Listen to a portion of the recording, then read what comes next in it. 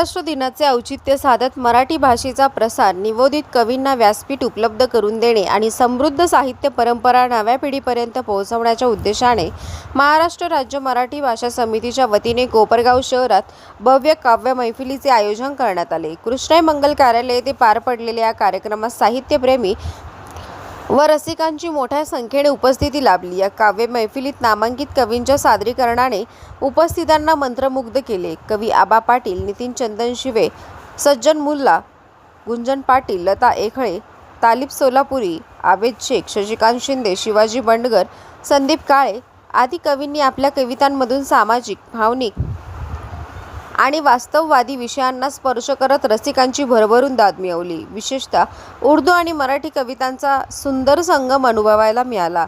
कवी तालिब सोलापुरी यांच्या सादरीकरणाला उपस्थितांनी विशेष दाद दिली। कार्यक्रमाचे आयोजन महाराष्ट्र राज्य मराठी भाषा समितीचे अध्यक्ष आमदार आशुतोष काळे यांच्या पुढाकारातून करण्यात आले होते।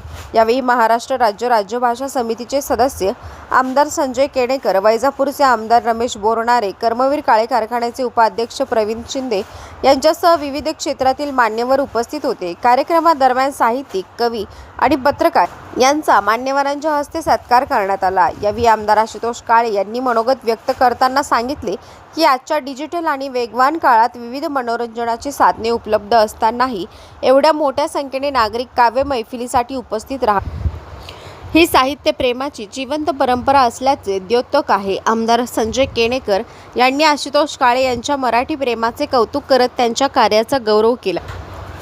तर आमदार रमेश बोरनारे यांनी कोपरगावात साहित्यिकांना मिळणाऱ्या व्यासपीठाबद्दल समाधान व्यक्त करत या माध्यमातून मतदारसंघात सांस्कृतिक वातावरण अधिक बळकट होत असल्याचे नमूद केले। या काव्य मैफिलीमुळे कोपरगावकरांना दर्जेदार साहित्यिक मेजवानी लाभल्याची भावना उपस्थितांनी व्यक्त केली। कार्यक्रमास साहित्यप्रेमी, नागरिक, विविध क्षेत्रातील मान्यवर, महिला भगिनी तसेच राष्ट्रवादी काँग्रेस पक्षाचे पदाधिकारी व कार्यकर्ते मोठ्या संख्येने उपस्थित होते। कोपरगाव एक्सप्रेस न्यूजसाठी सुनील ससाणे, कोपरगाव। माझ्या कवितेत बुद्धी तुम्ही तो पहिल्यापासून मग ही मला म्हणायची ती अडायच का? मी आजची तारीख मिळालीच नसती इंद्रजित दादाला, मी केम्ब्रिजला तारीख बघतो। तिकीट आलतं, विजा झालता, तिकडे त्या कडूनची भांडण लागली। अमेरिका, इराण आणि ते इस्रायल आणि त्यांच्या भांडणात माझा कार्यक्रम रद्द, माझं नुकसान। गावातल्या काँग्रेसच्या राष्ट्रवादीच्या भांडणात बी माझंच नुकसान, जागतिक लेवलच्या भांडणात बी माझंच नुकसान। म्हणजे किती सहन करायचं? बरं, येतं तिकडं आणि दंगा इकडं, ह्यांचा काही संबंध नाही। बघ असंही मला आलं, हे असं पडलं, आता आज इराण संपणार, अमेरिका तुटला, आता बघ आज काय होते। 15 दिवस यानं उड्या मारल्या। जेव्हा याच्या घरातला गॅस संपला,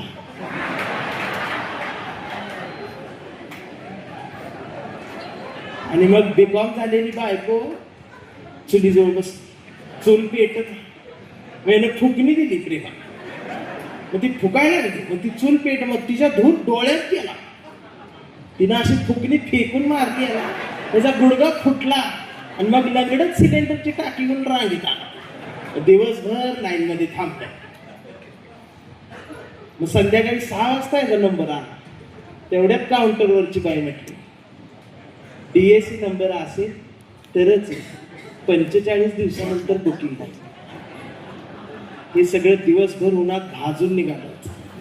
मग संध्याकाळचा जरा गारवा आला, मग म्हटला गडी, जगाला युद्धाची नाही, बुद्धाची गरज आहे।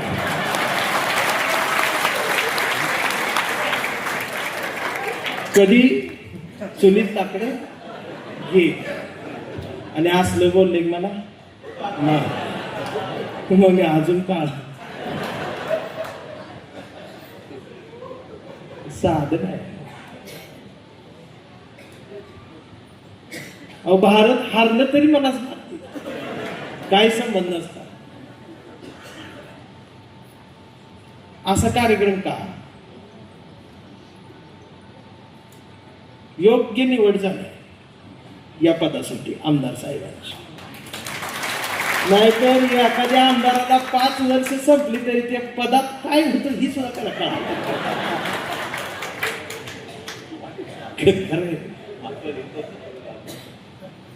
आणि आज जेवढी इथं पहिल्यांदा कविता ऐकायला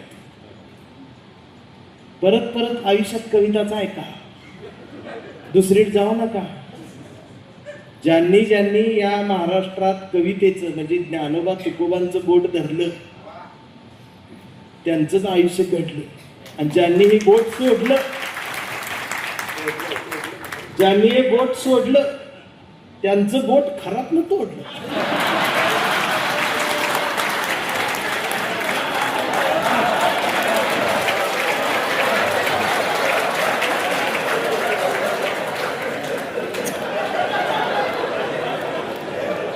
हे आता सुचलं, माझ्याकडे फक्त नीट लक्ष द्या, मी कधी काय बोलून जाईल त्याला.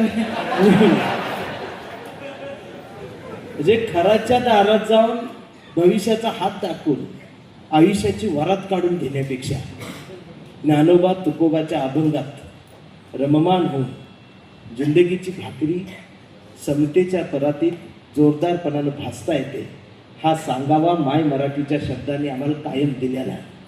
आम्ही कान बहिरे ठेवून बसलो म्हणून या बुवा बाबांनी हातीकडे केलं. हा महाराष्ट्र गाडगे बाबाचा आहे, बागेश्वर बाबाचा नाही. हे ठणकावून सांगण्याचं काम आम्ही करू असेल. ती राजकीय कविता आहे, पण आमदार एवढी अशी दिलदार आहे जी टीका सहन करते. कोपरगावचा तुमच्या कवितेचा संबंध असणार नाही, आधीच जाहीर करतो. कविता आहे असे तो इथंच कुठे. आता ही कविता राजकीय थेट आहे, म्हणजे हाय ते आहे. उगाच नंतर मी म्हणणार त्याचा काही संबंध नाही, तुम्ही मला मारणार, त्याच्यापेक्षा संबंध थेट आहे. आणि माझं काही चुकलं, तुमच्या मनाला वाईट वाटलं, टोचलं, माझं काही चुकलं तर मला माफ करा. शेवटी तुम्ही माझं दुसरं काय करता. महाराष्ट्रात कोणी काही बोलते, तुम्ही सगळ्यांना माफ करताय, मलाच माफ करा, कारण तुम्ही पेटतच नाही. मी पेटून इजलो करपून गेलो. आता हे शेवटच्या राखीतला फुपाटा सुरू आहे. मी इथं स्टँडला उतरलो तर एक सुंदर मुलगी अशी रडत होती. आता मुलगी रडायला लागली मला वाईट वाटतं, आणि कुठल्याही मुलीत मला बहीणच दिसते. कारण छत्रपती शिवाजी मधला शिवाजी आणि कोण होता शिवाजी मधला शिवाजी याच्या पलीकडचा माझ्या नजरेतला शिवाजी मी जिवंत ठेवलेला आहे.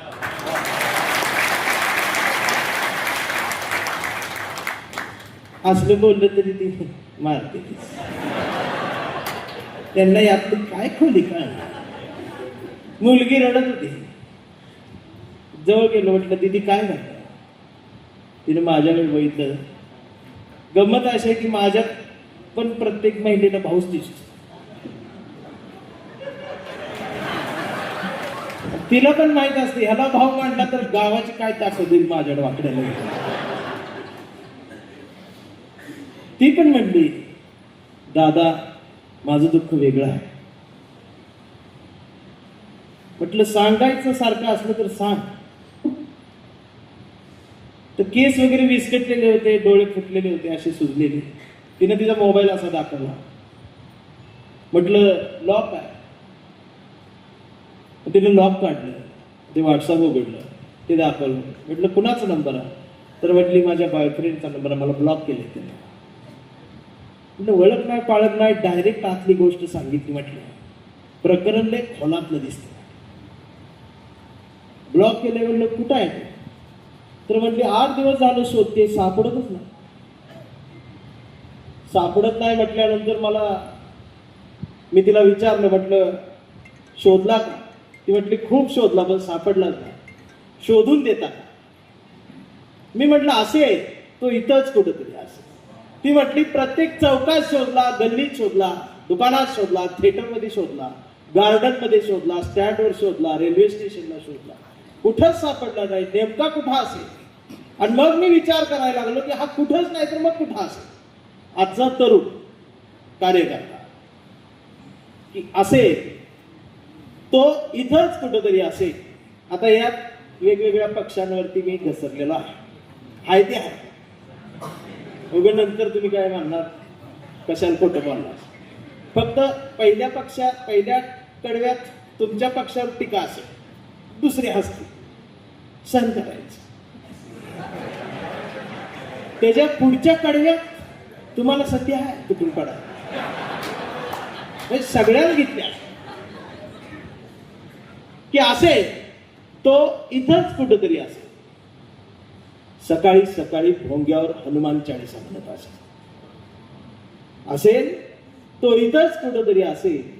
सकाळी सकाळी भोंग्यावर हनुमान चाळीसा म्हणत असेल. हनुमान चाळीसा म्हणता म्हणता तो कट्टर हिंदू झाला असेल तो इथंच कुठेतरी असेल. आणि मग कट्टर हिंदू होऊन तो हळूच मातोश्रीवर गेला असेल. मग मातोश्रीवर हिंदुत्वाचा खेळ खेळत धनुष्यबाण घेऊन हळूच गुवाहाटीला पळाला असेल तो इथंच कुठेतरी असेल. गुवाहाटीला गेल्यावर झाडी डोंगर हटील बघून बहरला असेल, मोहरला असेल. पण एवढ्या 50 खोके एकदम ओकेच्या घोषणा ऐकून तो गोंधळला असेल तो इथंच कुठेतरी असेल. मग गोंधळून तो शेवटी परत आला असेल. मग मला धरून नेतील का, मला पकडून नेतील का, माझी चौकशी होईल का, मला अटक होईल का, या भीतीनं तो कमळाच्या फुलात लपला असेल. मला अटक होईल का, माझी चौकशी होईल का, या भीतीनं तो कमळाच्या फुलात लपला असेल. पण कमळाच्या पाकळ्यांनी सुद्धा त्याचा आवळून आवळून पार रस काढला असेल तो इथंच कुठेतरी असेल. सगळा रस काढून झाल्यावर त्याला सोडला असेल. मग त्याची दाढी वाढली असेल, त्याचे केस वाढले असतील आणि अचानक त्याला भारत दिसला असेल. आणि मग तो हळूच भारत जोडोच्या यात्रेत गेला असेल. पण भारत जोडोच्या यात्रेत नेमकं चालायचं कशासाठी आणि कुणासाठी हेच त्याला कळत नसेल. आणि मग तो नांदेडमध्येच थांबला असेल तो इथंच कुठंतरी असेल. नांदेडमध्ये थांबल्यावर बराच उशीर झालाय हे त्याच्या ध्यानात आला असेल. मग त्यानं घड्याळाकडे पाहिलं असेल. पण इथं काकाजवळ थांबायचं का पुतण्याजवळ बसायचं हेच त्याला कळत नसेल. शेवटी त्यानं तुतारी वाजवली असेल तो इथंच कुठेतरी असेल. शेवटी सगळ्यांनीच हाकलल्यावर तो चिडला असेल, अन्यायाविरुद्ध बंड केला असेल, त्याला बाबासाहेब आठवले असतील, तो पॅन्थर झाला असेल. आणि मग हळूच RPI मध्ये गेला असेल. पण RPI मध्ये गेल्यावर त्याच्याच अध्यक्षाच्या कविता ऐकून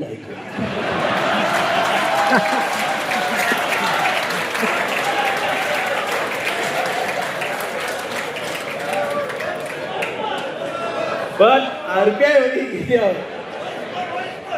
त्याच्याच अध्यक्षाच्या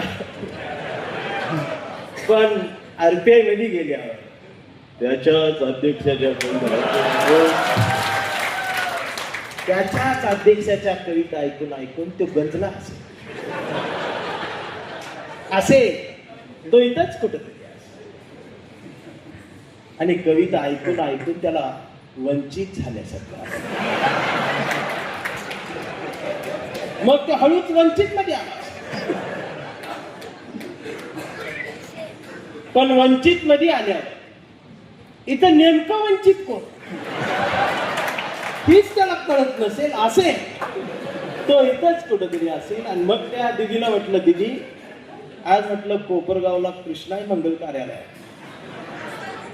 मराठी भाषा समितीच्या वतीने आमच्या आमदार काळे साहेबांनी कवी संमेलन ठेवले. त्या कवी संमेलनाला तो आला असता. तो कोपऱ्यात कुठेतरी बसला असता आणि आमच्या सगळ्यांच्या कविता ऐकून त्याला माणूस झाल्यासारखं वाटेल. बस त्याला आधी विधानसभेचे अध्यक्ष राहुलजी नार्वेकर यांनी मला आपल्या सर्वांच्या सहकार्याने त्या ठिकाणी संधी दिली आणि या नात्याने आपल्या भाषेचं जतन संवर्धन करणं ही माझी प्राथमिक जबाबदारी आहे. तुम्ही या काव्य मैत्रिणीच्या माध्यमातून आपले साहित्यिक असतील, कवी असतील, यांना देखील प्रोत्साहन मिळालं पाहिजे, यांना व्यासपीठ मिळालं पाहिजे, ही देखील एक जबाबदारी या ठिकाणी या निमित्ताने पार पाडण्याचा प्रयत्न करतो. कवी त्यांच्या कवितेच्या माध्यमातून समाजाचं जे काही खरं रूप आहे किंवा भावना आहे किंवा विचार आहे किंवा समस्या आहे ते त्यांच्या माध्यमातून मांडण्याचा प्रयत्न, विचार मंथन करण्याचा प्रयत्न करत असतात. म्हणून जे काही वाचक असतात ते या कविता ऐकून, त्यांचे विचार ऐकून त्यांच्यामध्ये जागरूकता येते, अजून संवेदनशील आपण सर्वजण होतो. आणि एक महत्वाचा कार्यक्रम त्याच्यासाठी आहे, आपण पुढे जाऊन त्याचा विचार करायला लागतो, काय अडचणी असतात ते सोडवण्यासाठी प्रयत्न. म्हणून ही काव्य मैफिल आपण या ठिकाणी आयोजित केलेली आहे. या ठिकाणी सर्व कवी आहेत, कवी आहेत, सर्व साहित्यप्रेमी, पत्रकार, लेखक सर्वांचं मी मनापासून स्वागत करतो. आपण सर्वजण मोठ्या संख्येने या ठिकाणी उपस्थित आहोत, त्याबद्दल आपल्या सर्वांचे आभार व्यक्त करतो. ते पुन्हा एकदा केलेकर साहेब, बोलणारे सर, हे सर्व आपले जे कवी आलेले आहेत याचं आपल्या वतीने पुन्हा एकदा स्वागत करतो, आभार व्यक्त करतो आणि माझे वंश या ठिकाणी थांबवतो. धन्यवाद. जय हिंद, जय महाराष्ट्र.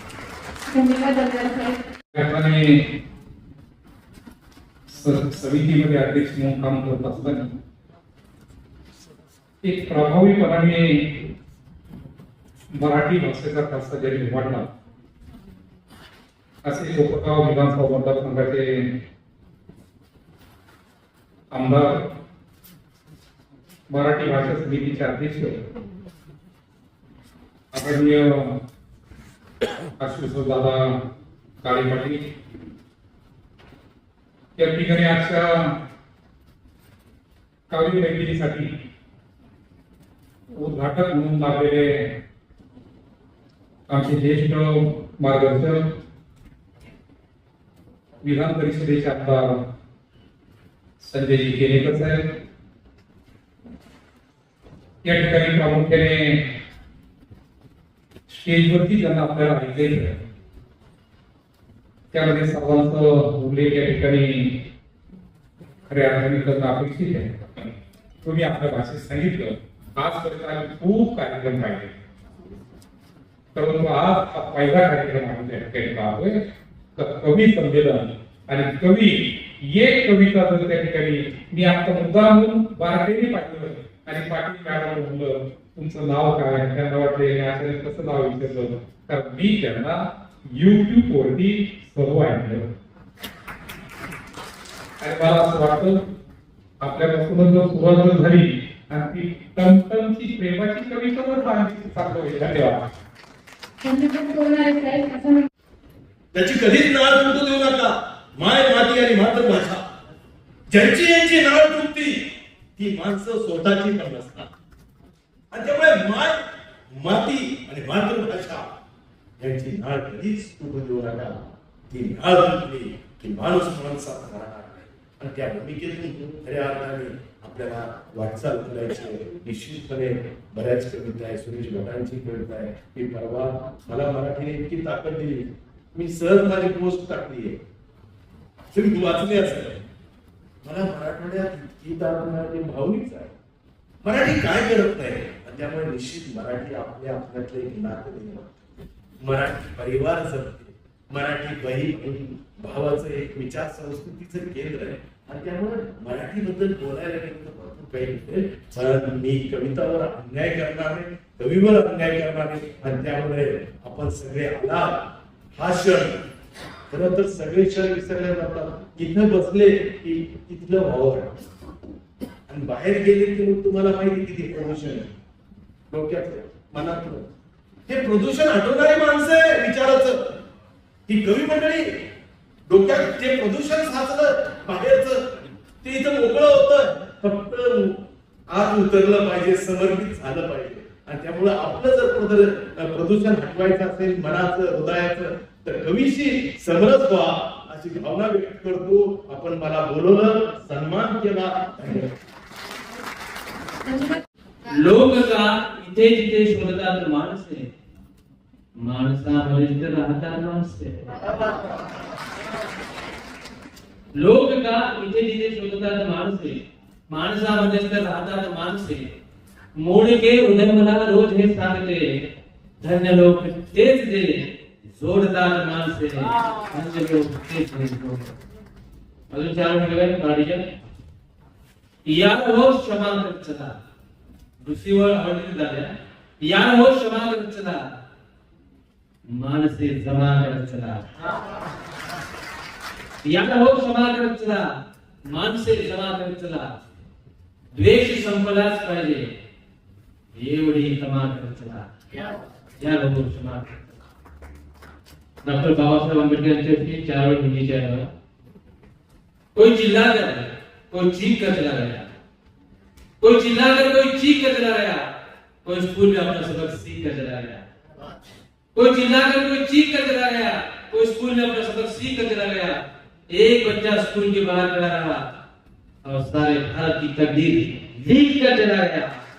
माझ्या प्रतिभेला पालवी फुटेपर्यंत अशी शासनला मागायचा छान दिसतेस. काळजातून पाझरलेलं कवितेचं गाणं दिसतेस.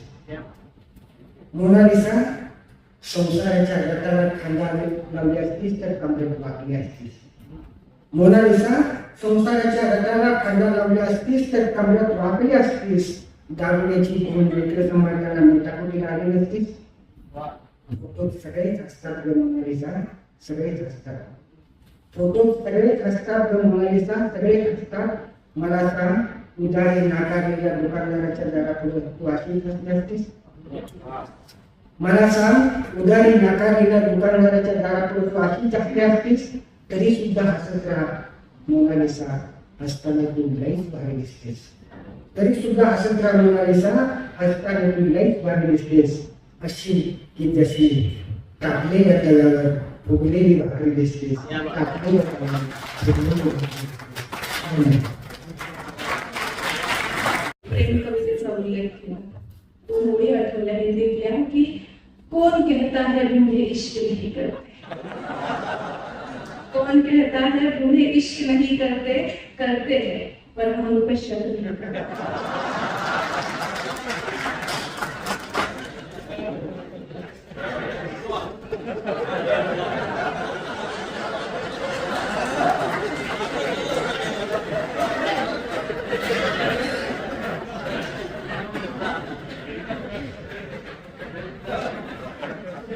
सर इतके छान वाहवा करतात. सर तो शेर तुमच्यावर पण लागू होतोय.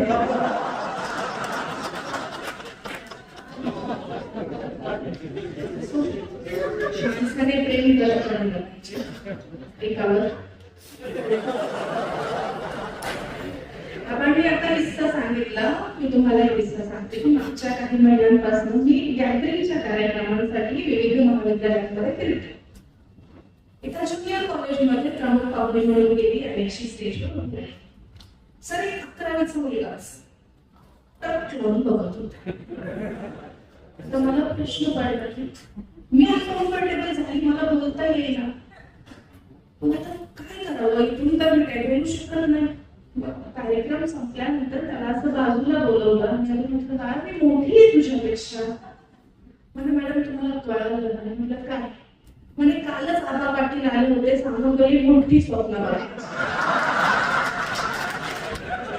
कारण ज्याप्रमाणे ते मिळून असतं तसेच माझं कविता आणि असे समरस झालेले आहेत, असं जुळलेलं आहे, कुठंही वाटणार नाही की हे दोन वेगळे वेगळे भाषा आहेत. मुस्कुरा के मेरी धड़कन को नया इजहार दे. एक ओर उर्दू, एक ओर मराठी, पण कुठेही वाटणार नाही उर्दू मराठी वेगळं. मुस्कुरा के मेरी धड़कन को नया इजहार दे, माझ्या स्वप्नांना बदललेला नवा आकार दे. मुस्कुरा के मेरी धड़कन को नया इजहार दे, माझ्या स्वप्नांना बदललेला नवा आकार दे. जिंदगी है जब कभी आ जाए मुश्किल मोड़ पर, मी जिथे थांबेन तेथे तू मला आधार दे.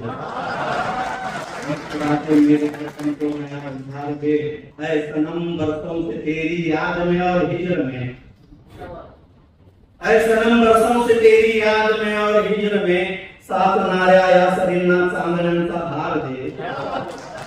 मुस्कुरा के मेरी धड़कन को नया इजहार दे.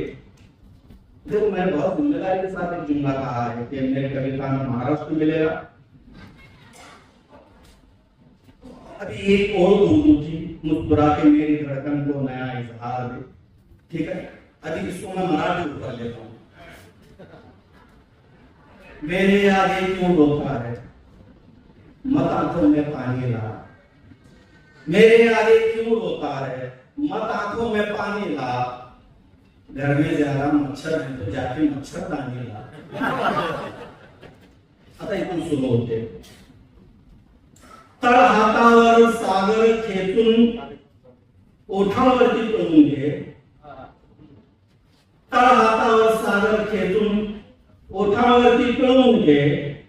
सहरा बनकर तब तक बोले प्यास लगी है पानी ला. दगडालाही ठेस लागली, दगडालाही ठेस लागली, डोळ्यात माझ्या अश्रू दे. आए दिल मेरे जज्बातों में दर्द कोई इंसान चला.